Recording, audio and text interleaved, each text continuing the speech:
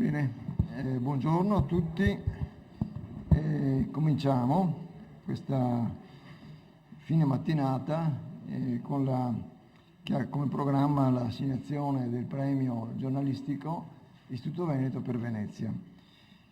E saluto intanto, a parte tutti il pubblico, ma in particolare il dottor Van Aderen, che è il presidente dell'Associazione Stampa Esteri in Italia, che poi prenderà la parola, e i due premiati, che posso anticipare anche prima che venga annunciato ufficialmente, sono l'associazione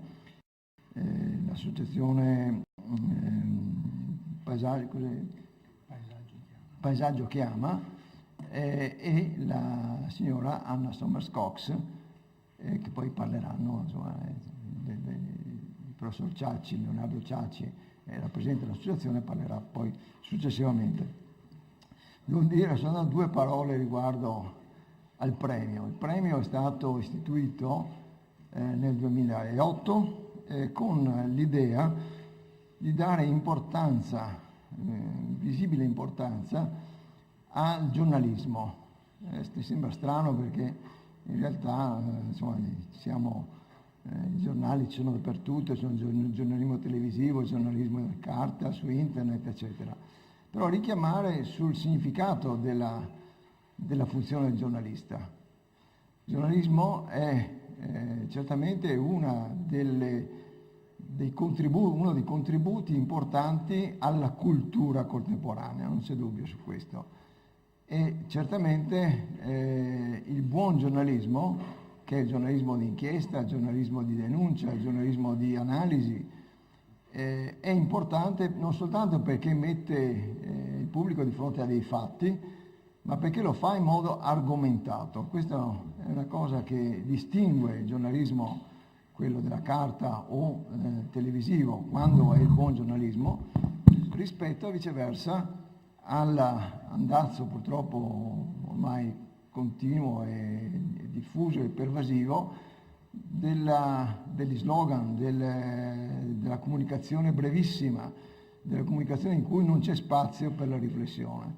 Viceversa, cultura significa acquisire strumenti per poter formarsi un giudizio indipendente, insomma, questo è il significato. E proprio per questo il premio giornalistico Istituto Veneto per Venezia, in particolare, è stato pensato dal professor Mazzarolli, che è il presidente precedente nel Consiglio di Presidenza di allora, per dare un'idea al pubblico di Venezia in particolare, ma al pubblico italiano, di che cosa i giornalisti esteri in particolare scrivono e pensano di Venezia. Perché è importante avere una visione non provinciale dei problemi. I problemi di Venezia in particolare sono problemi di enorme complessità e non possono essere affrontati a colpi di slogan, questo non c'è dubbio.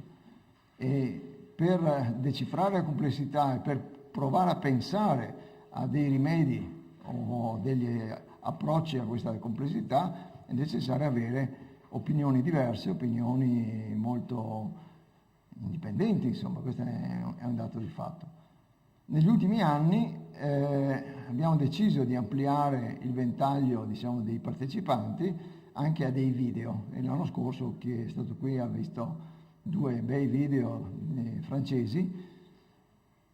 Il giornalismo appunto televisivo, il giornalismo dei video è altrettanto importante perché se anche in questo caso argomentato, diciamo, ricco di valori culturali, è un modo di educazione non soltanto alle idee, alla conversazione, alla discussione, eccetera, ma anche diciamo, a un mondo di immagini che molto spesso, come nel caso in particolare di Venezia, sono sempre evocative.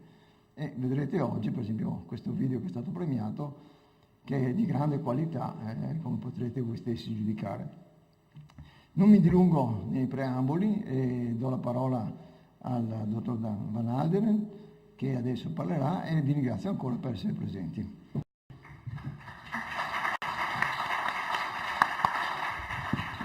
Grazie mille, buongiorno a tutti. Io sto così un po' a metà in piedi, così mi vedete forse meglio. È la terza volta che sono qui, anche 2 volte precedenti sono stato qui, sempre in forma come presidente dell'Associazione della Stampa Estera, e sono veramente molto felice di questa attenzione che l'Istituto Veneto dimostra di avere nei confronti della stampa straniera su Venezia. Ieri ho avuto modo di incontrare l'assistente del sindaco, che mi ha chiesto che cosa si pensava all'estero di Venezia. Io ho detto: questo è molto semplice, è la città più bella del mondo. Poi mi ha chiesto: sì, bene, grazie, ma come vedete come Venezia, diciamo, comunica con il mondo esterno? E a questo punto io ho detto: ma ognuno avrà la sua esperienza personale, ma io ho notato un cambiamento in positivo. Mi ricordo quando avevo letto una volta in un giornale, non mi ricordo più se fosse nel Corriere della Sera o un altro giornale, che Indro Montanelli aveva scritto: salvare Venezia è difficile, farlo con i veneziani contro è impossibile. E quindi sembrava che lui lanciasse, diciamo, questo messaggio che i veneziani non vogliono nessun coinvolgimento da fuori, vogliono fare tutto. E quindi io pensavo: caspita, è una città così chiusa. Devo dire, come giornalista e come presidente dell'Associazione della Stampa Estera, che per fortuna non è così. Venezia comunica. So che la vincitrice del premio ha scritto un articolo in cui c'è anche qualche critica al sindaco. Devo dire, senza voler entrare, diciamo, nel contenuto, il sindaco comunica bene con la Stampa Estera, è venuto più volte da noi all'Associazione della Stampa Estera, è venuto recentemente, mi pare proprio la settimana scorsa, a lanciare questa iniziativa della candidatura di Venezia come città culturale europea per il 2019 con il nord-est dell'Italia. Anche altre volte è venuto da noi. Stamattina, fra i primi messaggi che ho ricevuto, era quello del sindaco che si dichiara contro le dimissioni dei ministri del PDL, insomma, quindi la comunicazione c'è. La comunicazione non c'è solo dal sindaco, la comunicazione c'è anche da altre parti, e soprattutto vorrei nominare proprio questo Istituto Veneto, perché la sua sensibilità di sintetizzare anche in modo perfetto l'importanza del giornalismo. Quando sono arrivato qua, lei mi ha fatto il benvenuto più bello che si poteva aspettare, perché lei mi ha parlato prima dell'importanza del giornalismo in questi tempi, dell'importanza del giornalismo in tempo di internet, di flash, di tweets, eccetera, di avere l'importanza del giornalismo di approfondimento, di critica, di analisi critica, eccetera. È più importante che mai in questi tempi, ha perfettamente ragione. Poi lei è andato oltre e ha parlato dell'importanza della stampa estera, ha parlato dell'importanza del fatto che la stampa estera è sempre indipendente, sempre questo sguardo dall'esterno. Sì, è vero, non abbiamo interessi specifici, non dobbiamo essere al servizio di uno o dell'altro, noi siamo questi osservatori stranieri. Ma non solo le sue belle parole di stamattina, che lei ha detto anche adesso, ma in generale il suo premio dimostra, diciamo, il vostro apprezzamento nei confronti dei giornalisti di stampa estera che scrivono degli articoli, analisi e adesso anche video su Venezia. Per quanto riguarda i temi trattati in generale, posso dire, perché è ovvio che i giornalisti stranieri che vivono in Italia scriveranno sempre prima o poi di Venezia, ovvio, non si può fare a meno di scrivere di Venezia. Il tema più trattato nel percorso dei decenni è stato il tema dell'acqua alta, questo è il primo posto. C'è naturalmente il rischio di questa splendida città che deve combattere contro l'acqua alta, poi sul progetto Mose, eccetera, insomma, questo è l'argomento più trattato.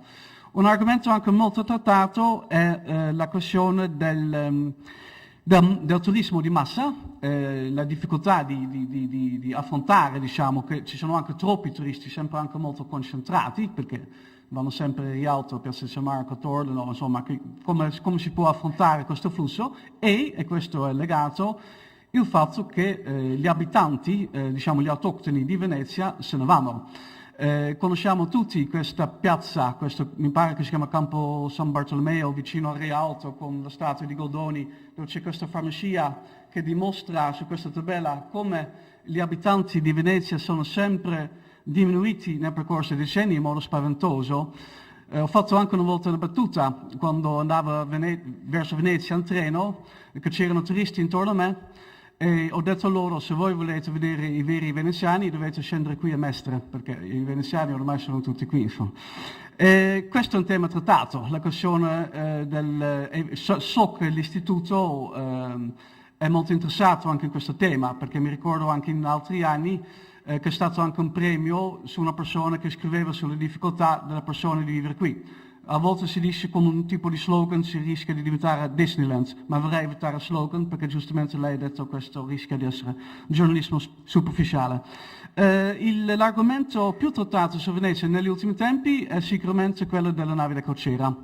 E non solo per una questione estetica. Le posso assicurare che tutta la stampa estera è stata all'Isola del Giglio. Siamo stati tutti all'Isola del Giglio per scrivere sulla Costa Concordia. L'abbiamo fatto l'anno scorso, dopo venerdì 13 di gennaio, recentemente di nuovo per una notizia più buona sul raddrizzamento, ma naturalmente c'è sensibilità anche sull'eventuale rischio, perché non si sa mai se dovesse avvenire un disastro per si sa mai da parte di una nave. Di una nave di crociera. È una cosa molto sentita, non mi sorprende che la vincitrice dell'articolo che ho avuto modo di leggere tratta anche questo tema, è una cosa molto sentita dalla stampa estera. Io mi fermo qua, non vorrei aggiungere altro, non vorrei rubarvi altro tempo, ma le dico di nuovo grazie dell'invito e grazie di questo interesse da parte dell'Istituto Veneto per la stampa estera.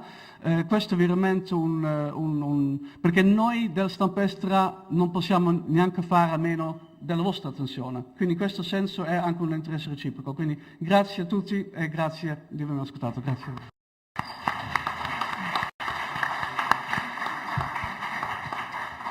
Bene, grazie dottor Van Alderen. E adesso entriamo nel vivo e do la parola al professor Rutalli che leggerà le motivazioni del premio. Ricordo che la commissione è composta dai signori Gian Antonio Danieli, presidente, Frances Clark, Lorenzo Fellin, Leopoldo Mazzarolli, chi vi parla, Manlio Pastore Stocchi, Antonio Paolucci, Andrea Rinaldo, Pierre Rosenberg, Wolfgang Wolters e Alvise Zorzi. Il segretario è Alessandro Franchini. Le motivazioni per il premio di questo anno sono le seguenti. La commissione giudicatrice del premio ha rilevato con soddisfazione il significativo incremento del numero dei lavori presentati, della qualità degli stessi e l'aumento significativo del numero di video e servizi televisivi presentati.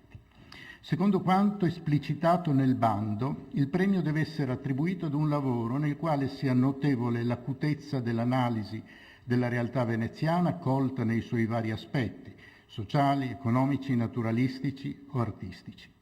Dopo attenta valutazione comparativa dei lavori presentati ed ampia discussione, la Commissione, con un unico voto contrario, ha deciso di attribuire il premio ex aequo al video La città assoluta, Venezia, il luogo e la formula, presentato dall'associazione Il Paesaggio Chiama, Onlus, ed all'articolo di Anna Sommerskogs, The Coming Death of Venice, con un punto interrogativo, pubblicato da The New York Review of Books.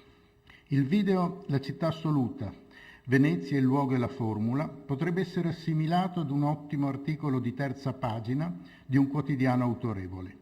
Si tratta di un video di una ventina di minuti nel quale scorrono immagini non banali di una Venezia attuale, quasi pudicamente nascosta alla vista del turista frettoloso. Alle immagini si uniscono i suoni leggeri di una città viva e il commento, anch'esso non banale, di un poeta francese. Il testo, ricco di spunti di riflessione, propone una Venezia letta nella sua attuale realtà sociale e percepita e vissuta da chi oggi la visita con amore e con rispetto. L'articolo The Coming Death of Venice, sempre col punto interrogativo, fornisce un'ampia rappresentazione delle serissime questioni che oggi riguardano la città lagunare e degli altrettanto complicati problemi di gestione, aprendosi ad ulteriori e necessarie verifiche. Altri 2 articoli e 3 video in concorso riguardavano lo stesso tema, a testimonianza della diffusa preoccupazione per i problemi e il destino di Venezia. L'articolo di Anna Sommerskogs richiama, con durezza forse eccessiva, le autorità ed i politici locali e nazionali alle loro rispettive responsabilità, invitandoli però a guardare in faccia la realtà oggettiva e a non sottovalutare i pericoli intrinseci in una situazione che anche molti veneziani ritengono ormai pericolosa per la loro città. Rispetto alle altre opere in concorso sullo stesso tema, l'articolo ha il merito dell'ampiezza e dettaglio dell'analisi, oltre che di una scrittura precisa ed efficace, e fa intravedere un lungo lavoro di documentazione e di indagine. I 2 lavori premiati, apparentemente così contrastanti nei temi e nei modi, insieme rendono molto bene la complessità e la fragilità della città lagunare e testimoniano ancora una volta l'amore e la preoccupazione che il mondo nutre per Venezia. Questa è la motivazione. Grazie.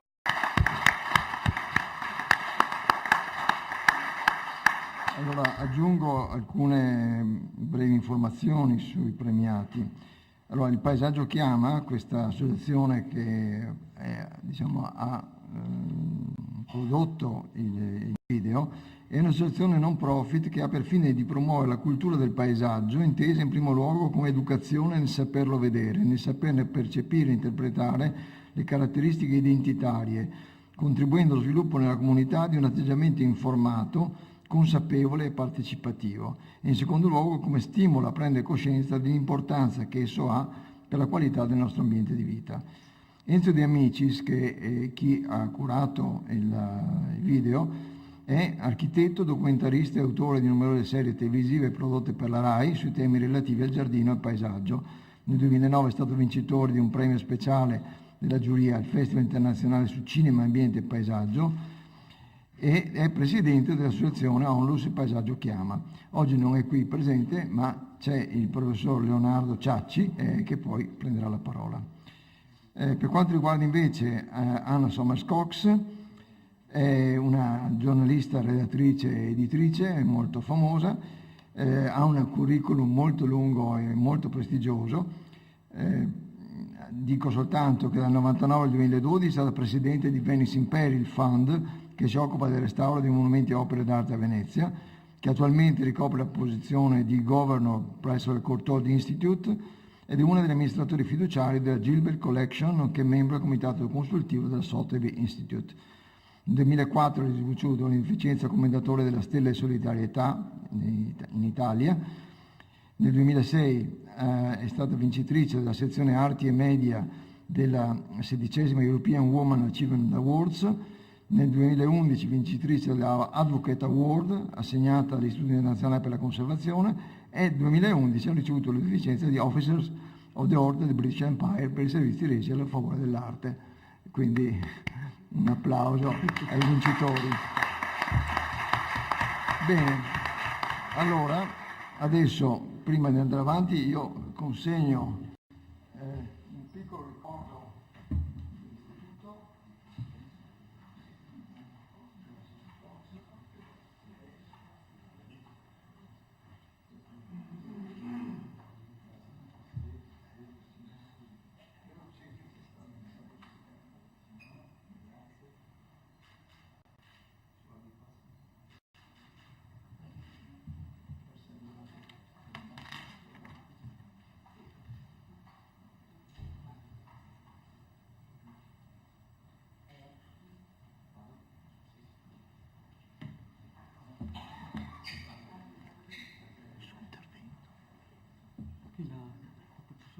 Chi ha scritto questo? Io. Ah, grazie.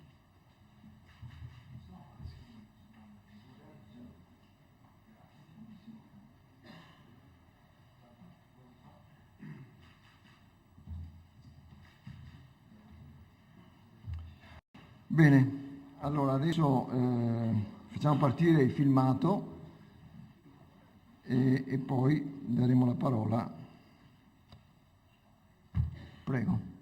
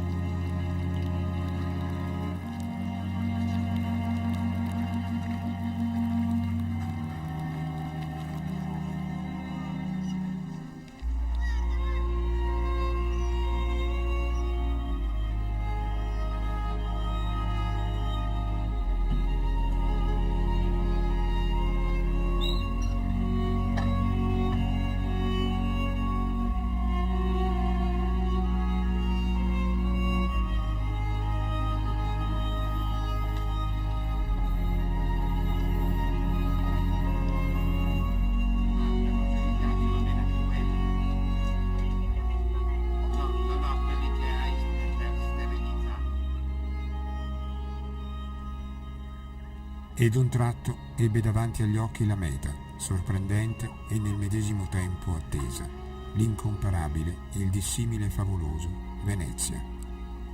Si ricordò del poeta malinconico esaltato che un tempo aveva visto sorgere da quei flutti le cupole e i campanili dei suoi sogni. E così lo rivide un'altra volta, lo scalo splendido, quella composizione affascinante di edifici fantastici che la città offriva ai rispettosi sguardi dei naviganti nell'avvicinarsi, la grandiosità agile del palazzo e il ponte dei sospiri, le colonne alla riva, con leone e santo, il fianco sporgente e sontuoso della chiesa fiabesca, la veduta dell'arco e l'orologio gigante. E guardando lassù, pensò che arrivare a Venezia per via di terra dalla stazione significava entrare in un palazzo dalla porta posteriore e che non si dovrebbe raggiungere la più inverosimile delle città altrimenti che per nave, come lui ora, dall'alto mare.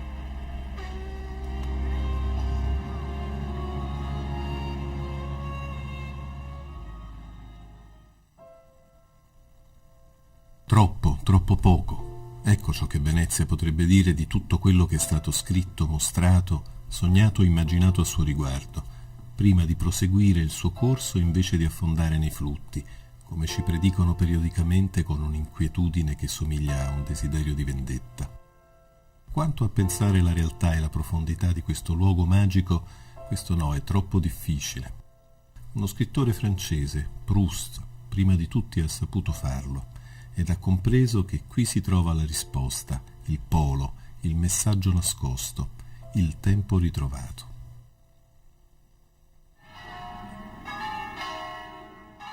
Ogni inquietudine riguardo al futuro, ogni dubbio intellettuale erano dissipati.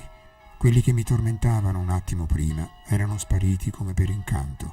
Era Venezia, di cui i miei sforzi per descriverla e le istantanee scattate dalla mia memoria non m'avevano mai detto niente. Per molto tempo Proust ha sognato e desiderato Venezia, città inafferrabile e proibita, trasfigurando infine la città, di porfido e di marmo, nel gioiello che svela la chiave del tempo perduto. Si va continuamente da una Venezia fantasticata ad una Venezia reale, da quella delle parole a quella delle pietre, perché la Venezia reale è un sogno di cui la Venezia scritta sarà la verità, perché le parole sono le pietre delle quali le città sono costituite.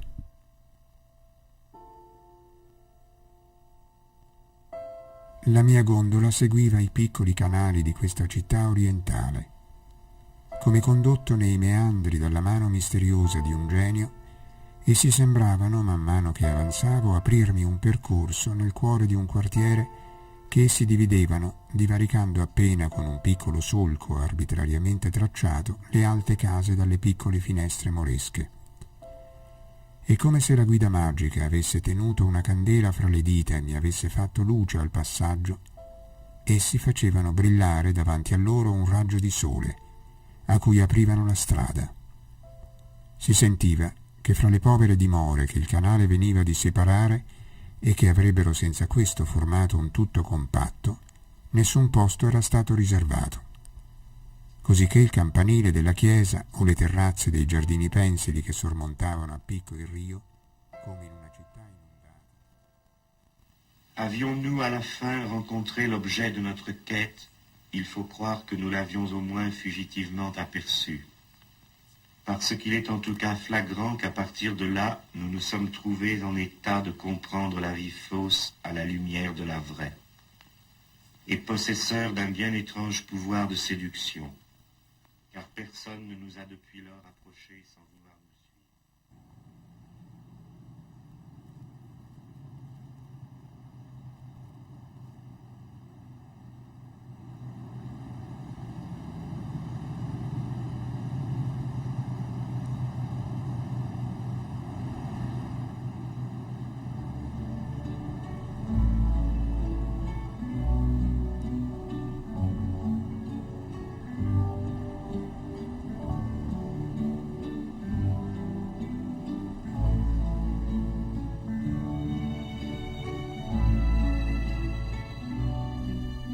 rivedo noi due arrivare per la prima volta di notte a Venezia.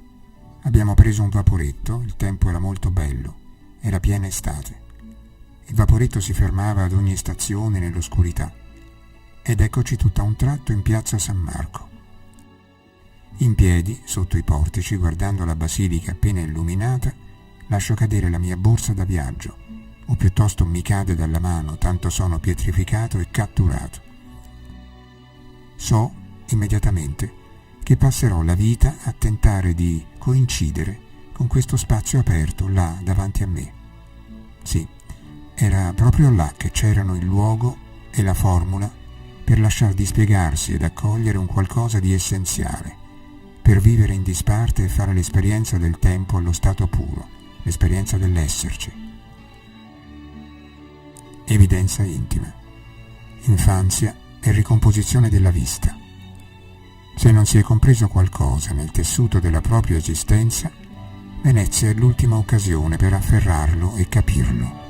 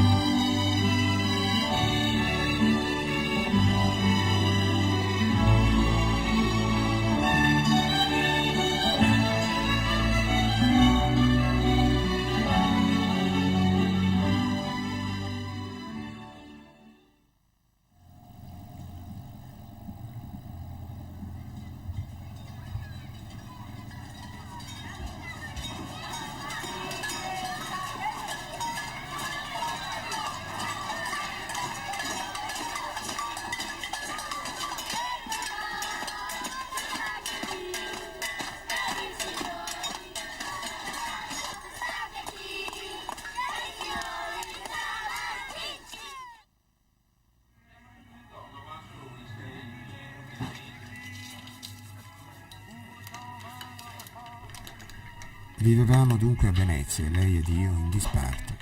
Non vedevamo nessuno, l'acqua, i libri, gli uccelli, gli alberi, i battelli, le campane, il silenzio, la musica. Si era d'accordo su tutto questo.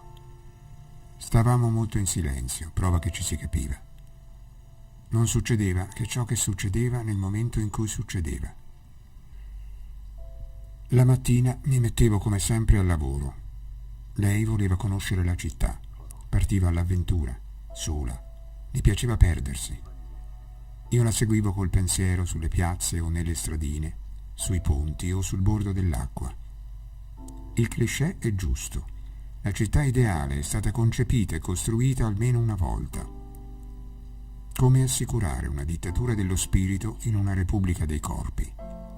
Soluzione estetica e matematica, compartimentazione, sgocciolamento, zone stagne, angoli, invisibilità, profili, discrezione, bacini, aperture su aperture, passaggi coperti, tagli, angoli, sospensioni, riflessi. Niente rumore, salvo le sirene dei natanti, le campane, oppure talvolta, moltiplicando i vuoti, dei colpi di martello contro gli scafi. Si ripara per navigare.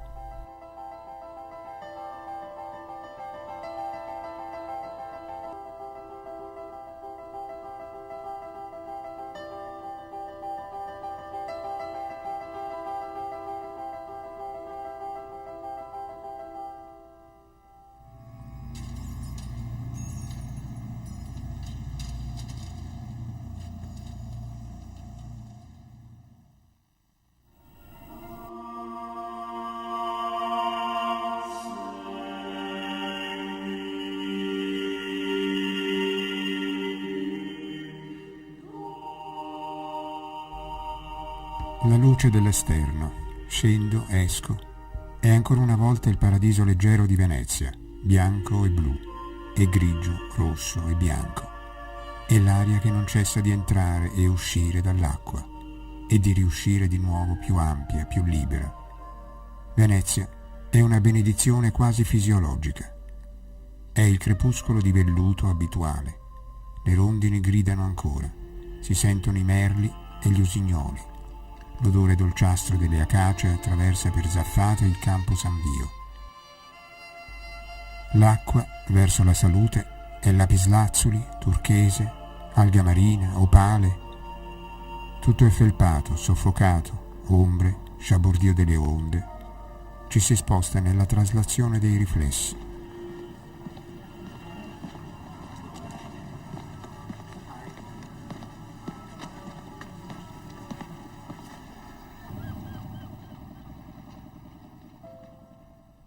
Le lettere di Alice Monet a sua figlia ci informano quasi ora per ora sul soggiorno suo e di Claude a Venezia nell'ottobre del 1908.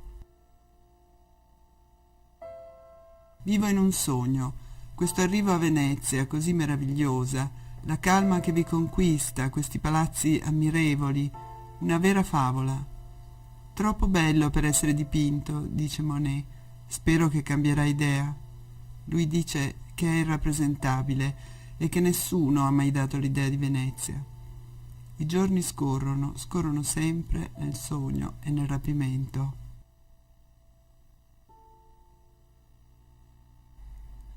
Il paesaggio dell'altro lato brillava talmente dietro i miei occhi che perdeva le sue figure a forza di generarne sempre di nuove, e non ne restava più che il richiamo di un nulla, di un vuoto blu. E io non osavo oltrepassare la distanza per mantenerlo nel suo lontano, come una riserva, inobliabile come l'ignoto.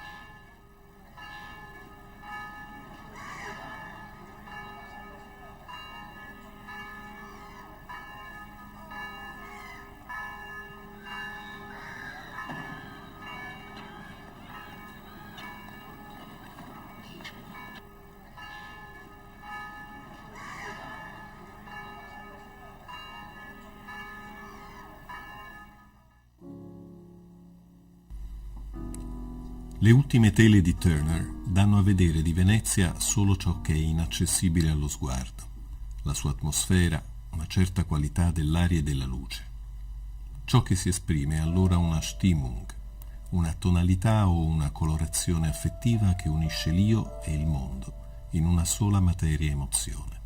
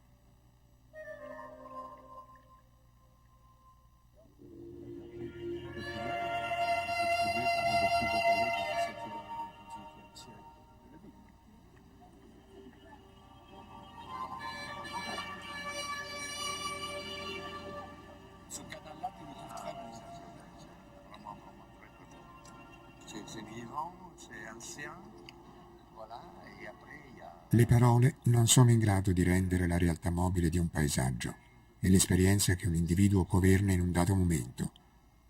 Esse ne dicono sempre un po' troppo o troppo poco, senza mai riuscire ad esaurire la sua ricchezza e complessità. Ci sarà sempre un resto. La linea che racchiude il paesaggio come un orizzonte lo apre a ciò che oltrepassa ogni chiusura e lo fa vibrare. La sorpresa, l'emozione provengono da un luogo più segreto, impermeabile alla descrizione. Occorrono parole trasparenti per non offuscarlo. Serve far posto a ciò che si sottrae. Cercare di afferrare ciò che in esso ci sfugge fa sì che esso ci sfugga per intero. Occorre preferire alla descrizione l'evocazione, suggerire di un paesaggio il colore e l'atmosfera con piccoli tocchi, prendendo in prestito delle briciole al sensibile, delle note per schizzare un paesaggio fluttuante che trema e si muove, poesie istanti, materia e emozione. Il vaporetto avanza, l'aereo parte fra un'ora. Ritrovo la mia città di notte e d'acqua, disegnata in un soffio e dipinta alla cieca. Sono davvero dall'altro lato dello specchio. So che ho toccato qui una immediatezza che ha anche la più profonda profondità.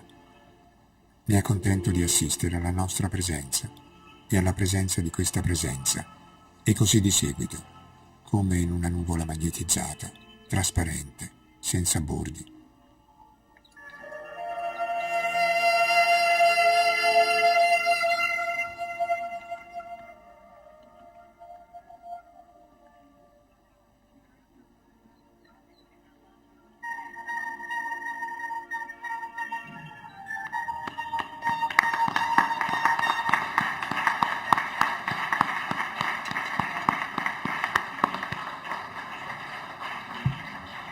Credo che l'applauso sia anche un po' commosso, diciamo, no? Perlomeno per me questa è stata una sensazione profonda di vedere queste immagini che tutti noi vediamo tutti i giorni, ma le abbiamo viste in una dimensione diversa.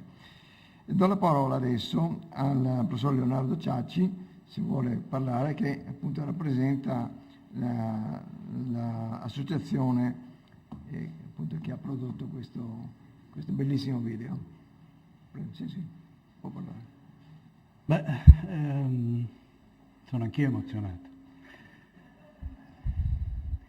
per il piacere di rappresentare l'associazione che ha prodotto questo video e che vede riconosciuto il suo lavoro, un lavoro difficile e non sempre apprezzato, non per la qualità dei prodotti, ma per la difficoltà che si ha nel far uscire il racconto in video da stereotipi a cui siamo abituati. E sono emozionato e contento per Enzo De Amicis, di cui voi avete apprezzato la sensibilità nel comporre immagini, ma anche musica, anche testi. La voce che avete sentito nel film è sua, e i testi sono suoi. Ha una sensibilità speciale nel fare il suo lavoro che io ho imparato ad apprezzare in questi anni nei quali ci siamo conosciuti, abbiamo incominciato a collaborare. Io molto più prosaicamente, cercando di conciliare il mio lavoro universitario di urbanista e la lingua del cinema, Enzo con la sua esperienza invece di esperto, produttore di immagini cinematografiche. Il film richiede un ascolto lento. Avete sentito a un certo punto una frase che dice l'esperienza dell'esserci. Questo è il senso di questo racconto. Ed è anche, secondo De Amicis, il senso di questa città. Una città che sa dare l'esperienza dell'esserci. L'idea di questo lavoro è nata quando io in particolare stavo lavorando a un convegno organizzato dal FAI di rivisitazione dell'idea di centro storico,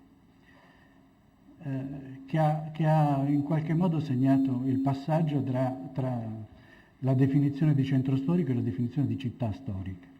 Enzo ha interpretato questo passaggio, ha realizzato questo film con l'idea di farne altri su altre città storiche e ogni volta arrivando all'essenza della singola città. Venezia, l'essenza di Venezia, secondo De Amicis, è la sua capacità di dare l'esperienza dell'esserci. Chi ci vive la vive a tratti, non continuamente, ma a tratti molto intensamente, e chi viene qui questo cerca, anche se il più delle volte non lo trova, nella fretta e nel caos che ormai contraddistingue la visita turistica alla città. Speriamo che si possa andare avanti con questo programma e soprattutto speriamo che Enzo e l'associazione Il Paesaggio Chiama possa avere altri riconoscimenti come quello che voi avete fatto l'onore di assegnare all'associazione in un lavoro che è indirizzato a produrre una sensibilità nuova in chi guarda, in chi ha la possibilità di ascoltare e vedere questi racconti nei confronti del paesaggio. Una sensibilità fatta di consapevolezza, di capacità di vedere non la superficie delle cose. Avete sentito nel filmato rifuggire dalla descrizione e scendere nel profondo di ciò che non si vede immediatamente. È questo che può portare alla consapevolezza di tutti noi, di tutti coloro che vivono nel paesaggio, e a una consapevolezza attiva, cioè all'atteggiamento di chi non si limita a guardare ma contribuisce alla conservazione, come in questo caso, o alla costruzione, alla trasformazione dei paesaggi che viviamo. L'associazione lavora da qualche anno con alcune università in Italia proprio sui temi del paesaggio e sul tema della sensibilizzazione a questo ormai importantissimo e essenziale problema nel nostro Paese. Io vi ringrazio ancora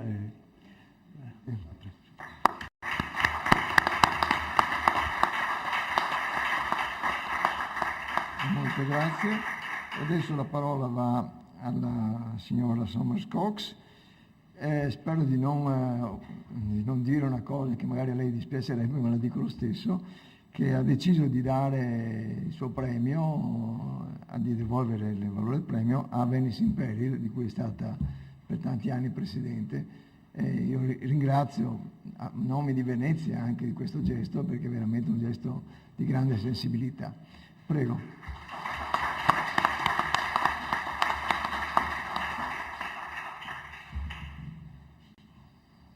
Morning, ladies and gentlemen. Prima vorrei dire un grande ringraziamento a voi per averci fatto ricordare per che cosa stiamo lottando. Sono molto onorata di ricevere questo premio da un ente tanto ammirevole e venerando quanto l'Istituto Veneto e sono molto riconoscente al suo presidente Gian Antonio Danieli e il gruppo di distinti di persone che mi hanno scelta. Sono doppiamente riconoscente perché il mio articolo è stato duro e loro hanno avuto fiducia nella mia buona volontà e hanno capito che se sono stata severa è stata perché sono motivata dall'amore per Venezia, il tipo di amore che non permette di passare all'altro lato della strada quando si vede un disastro in corso. Alcuni, come un recente commentatore del Gazzettino, mi potrebbero mettere nella categoria di stranieri che amano contemplare la morte di Venezia. Lasciatemi assicurarvi che non appartengo affatto alla tendenza romantica, cominciando con Byron, che deriva un frisson malinconico dalla contemplazione della fine della più bella città al mondo.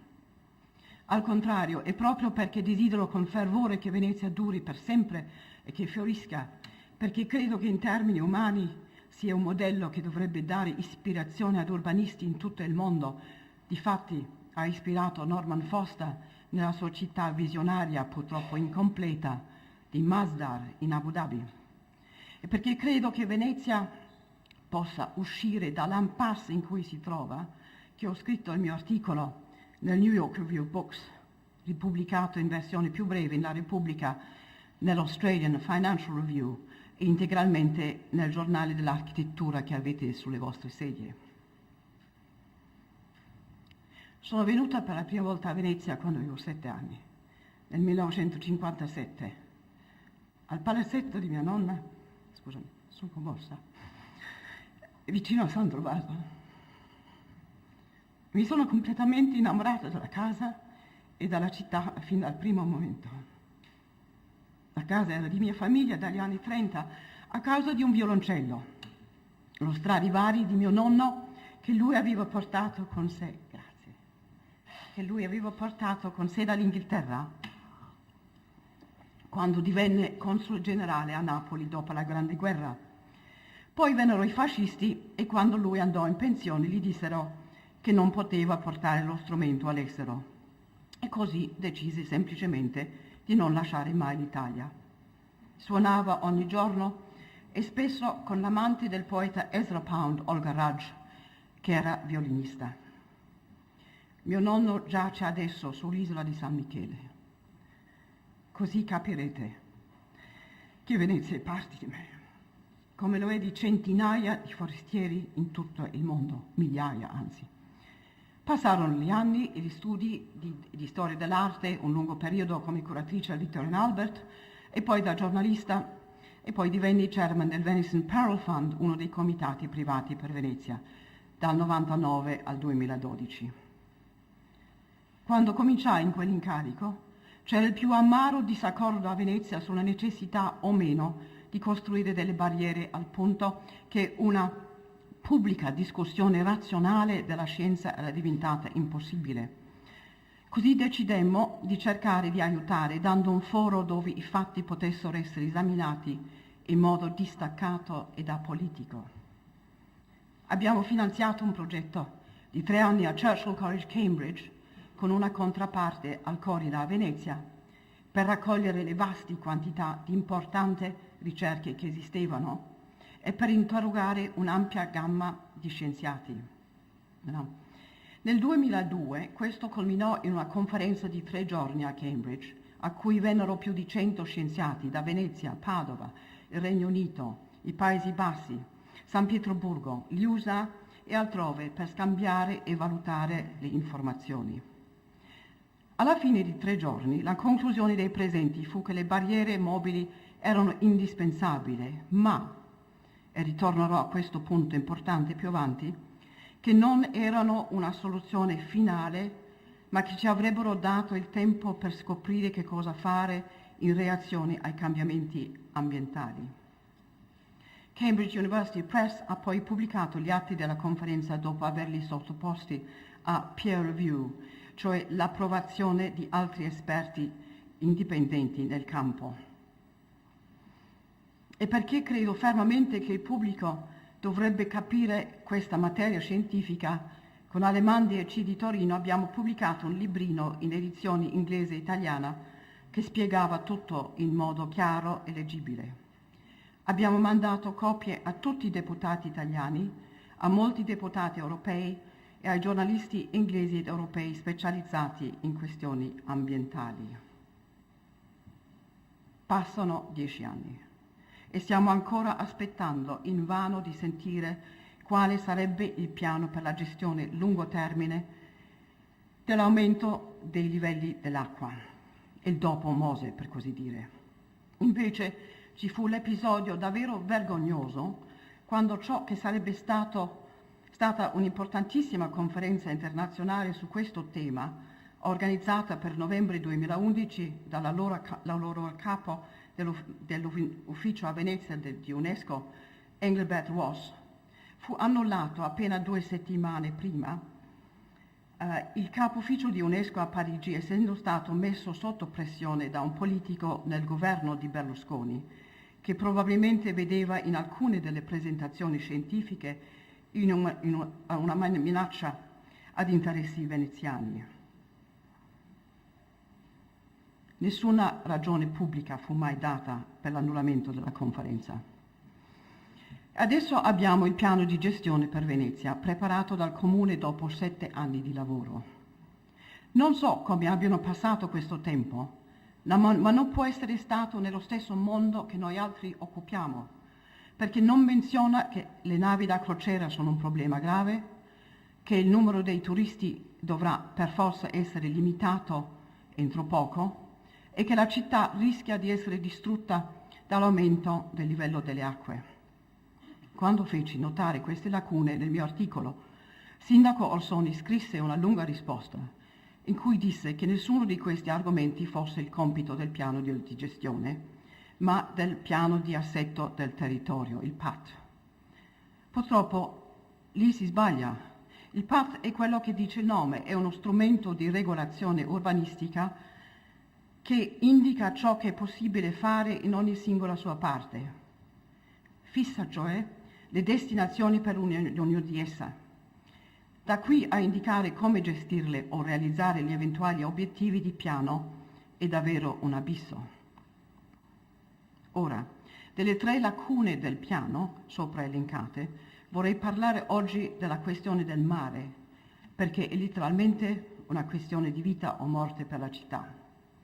Naturalmente le acque alte vengono discusse nel piano, come anche il MOSE, che dovrebbe essere completato nel 2016. Ma l'aumento cronico, costante del livello del mare, il problema mondiale cioè, viene menzionato solo per dire che si dovrebbe fare ricerche sulle implicazioni dell'umidità per gli edifici e che il cambiamento climatico, e qui cito, potrebbe aumentare il rischio idraulico per l'intero territorio a causa delle piogge più pesanti e l'innalzamento del livello dell'acqua. Ora, confrontate questa frase assurdamente understated con le parole del rapporto pubblicato dall'UNESCO del 2011. Qui cito: non vi è dubbio che prima o poi il livello marino raggiungerà valori insostenibili per la laguna e la città vecchia.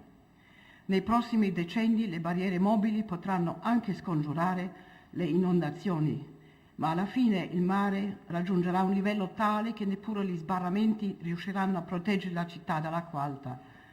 Il punto non è se accadrà, ma quando accadrà. Questa è stata la conclusione della riunione convocata dall'UNESCO nella sua sede veneziana per iniziativa del dottor Voss, con gli scienziati dell'Istituto di Scienze Marine e della CNR. Sono tutti d'accordo che il livello del Mediterraneo seguirà dei grandi oceani con appena qualche mese di ritardo e che questo sarà dunque vero anche per l'Adriatico e la laguna. Perdonatemi se adesso cito qualche numero, ma sono pochi e sono importanti per capire la gravità della situazione.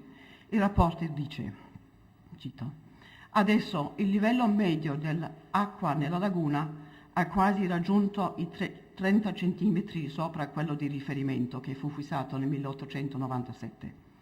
Ciò indica che un aumento di 80 centimetri porterebbe il livello medio alla soglia critica di 110 centimetri, quando Venezia comincia ad allargarsi. In questo caso Venezia avrebbe acqua alta 2 volte al giorno a causa dell'oscillazione di marea. E questi 80 centimetri potrebbero arrivare entro la fine di questo secolo. Non so se abbiate notato, ma venerdì scorso the Intergovernmental Panel on Climate Change, cioè il corpo più autorevole che fa predizioni di questo tipo, ha annunciato che ha aumentato le sue previsioni del futuro innalzamento dei mari ad un minimo di 25 centimetri ed un massimo di 82 centimetri entro 2100. Fui stupita e scioccata dunque quando scoprì che questo rapporto dell'UNESCO non è stato inviato a Roma. Dicembre scorso ho parlato con l'allora sottosegretario del Ministero per i beni e le attività culturali Roberto Cecchi, che ha negato di averne mai sentito parlare.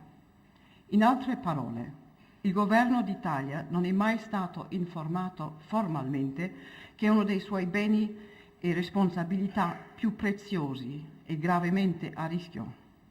Quanto spesso ho sentito persone potenti e normalmente ben informate dire: ma non è risolto il problema col MOSE? E questo equivoco è ripetuto nel piano di gestione che dichiara che con il MOSE lo Stato abbia risolto il problema per tutto questo secolo. Ma questo dimostra di non aver capito il problema. Le barriere saranno sì efficaci in caso di eventi alluvionali gravi fino a 3 metri e, come dice il Consorzio, sono state progettate per reggere persino con un aumento del livello marino medio di 60 centimetri. Questa protezione contro le acque alte è già moltissimo ed è indispensabile. Tuttavia, l'offuscamento in questo ed altri pronunciamenti ufficiali sta nella mancata distinzione fra gli episodi di acqua alta e l'ineluttabilità dell'aumento del livello del mare.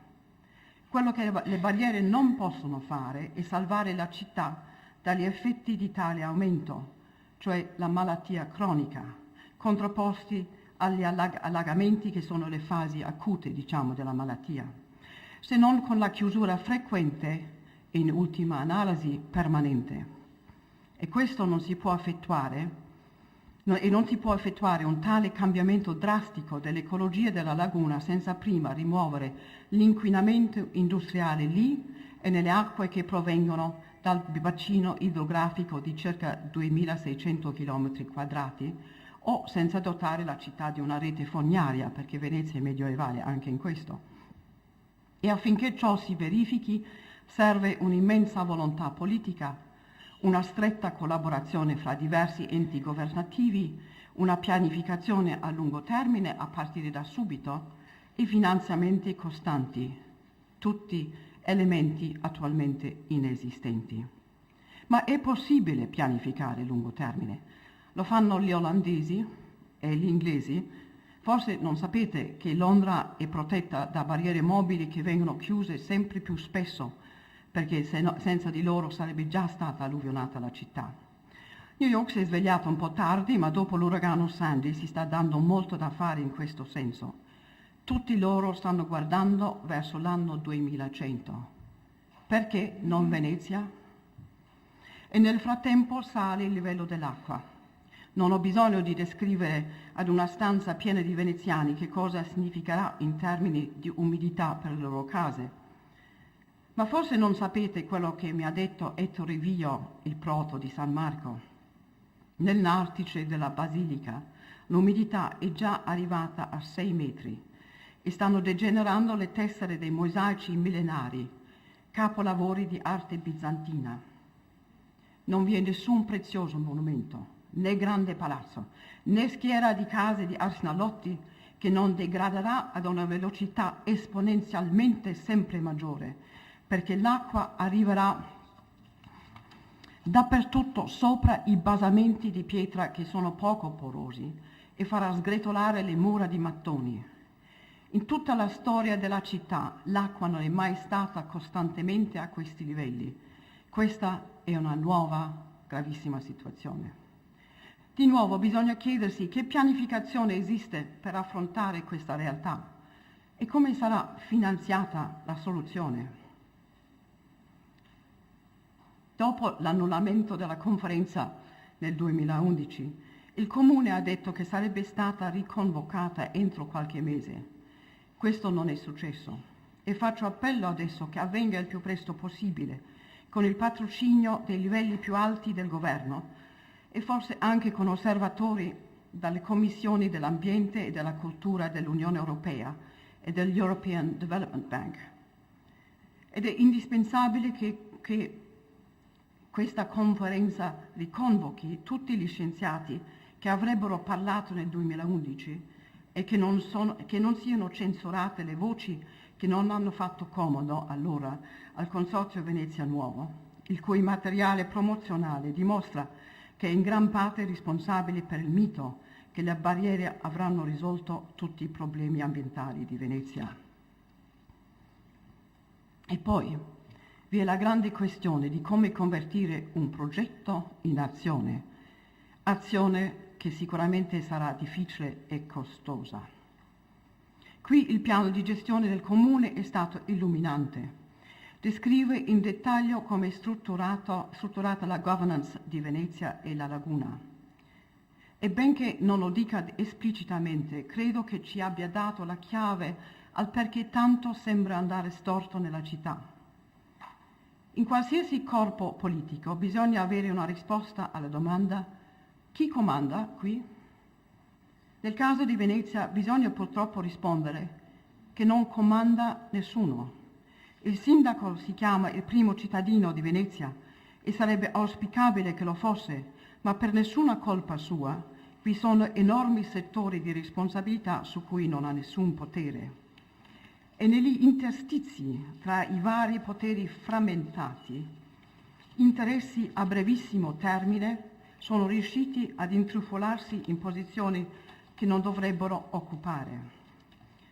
Forse sapete già di questa frammentazione di governance, ma ve lo farò ricordare. Il Consiglio Comunale ha autorità sugli edifici non vincolati e sui canali interni alla città, ma alla definizione delle politiche, specie quelle relative alla laguna, partecipano anche i consigli comunali di 8 cittadine vicine. Il magistrato alle acque è responsabile del disinquinamento e della manutenzione della laguna, come anche delle protezioni dall'acqua alta, e i suoi progetti sono eseguiti soprattutto dal suo concessionario, il Consorzio Venezia Nuova. L'autorità portuale, che è un ente statale, è responsabile dei canali navigabili dragati della laguna, del canale della Giudecca, è come se fosse Broadway non fosse responsabilità del sindaco di New York, ma di Washington, del porto cittadino e di quelli lagunari. Il governo regionale del Veneto è responsabile del disinquinamento del bacino idrografico della laguna, del turismo e dei trasporti sulla terraferma, del paesaggio e di alcuni aspetti della navigazione, mentre le province di Venezia e Padova sono responsabili di alcuni aspetti ambientali sulla terraferma e delle zone di pesca della laguna. Infine, la Soprintendenza per i beni architettonici e paesaggistici di Venezia ha autorità sugli edifici sottoposti a tutela e sul paesaggio di interesse storico. Ora, non è necessario essere un consulente di management per vedere che questo non potrebbe funzionare anche se tutti questi enti si amassero fraternamente. Gli effetti dannosi si vedono dappertutto a Venezia, ma influiscono anche gravemente sul rapporto di Venezia con il governo centrale, che non ha un singolo interlocutore per comunicare le necessità importanti della città. Ricordiamoci, Venezia non è Siena. Qui stiamo parlando della sua vita o morte. Vorrei suggerire dunque che durante questa conferenza futura la questione della governance di Venezia sia discussa a fondo e che sia considerata la creazione di una singola autorità con autentici poteri. Forse è un sogno, ma senza sogni non c'è speranza. E sognare è perfino una tecnica riconosciuta dai management consultants. Il sognare, o visioning, come lo chiamano, è stato usato per evolvere la politica ambientale dello Stato di Louisiana, che ha problemi anche piuttosto simili a quelli di Venezia. La professoressa Denise Reed, consigliere al governatore dello Stato e direttore del Water Institute of the Gulf, dice che visioning è una tecnica importante per uscire da modi disfattisti di pensare. Funziona in questo modo. Per avere speranza abbiamo tutti bisogno di sapere dove stiamo andando. Proiettiamoci dunque un secolo in avanti, come vorremmo che fosse Venezia nel 2100. E poi lavoriamo all'inverso. Visioning riconosce la complessità delle cose, che dobbiamo per esempio proteggere Venezia ma anche i posti di lavoro. Il visioning accetta che le grandi decisioni raramente portano uguali vantaggi a tutti, ma che sono necessari lo stesso perché sono per il bene comune. Il visioning non è dettagliato, è piuttosto un Turner, un acquarello, non una fotografia del futuro, ma ti salva dall'inciampare su ostacoli che oggi possono sembrare insormontabili, ma che col tempo e in circostanze cambiate saranno irrilevanti. Oggi Venezia è in alto mare, senza un ponte di comando e senza bussola. Rallegriamoci però col pensiero che se le verrà dato questo ponte di comando e la bussola, e con l'appoggio forse anche del mondo fuori Venezia, potrebbe e dovrebbe avere un futuro molto migliore. Grazie.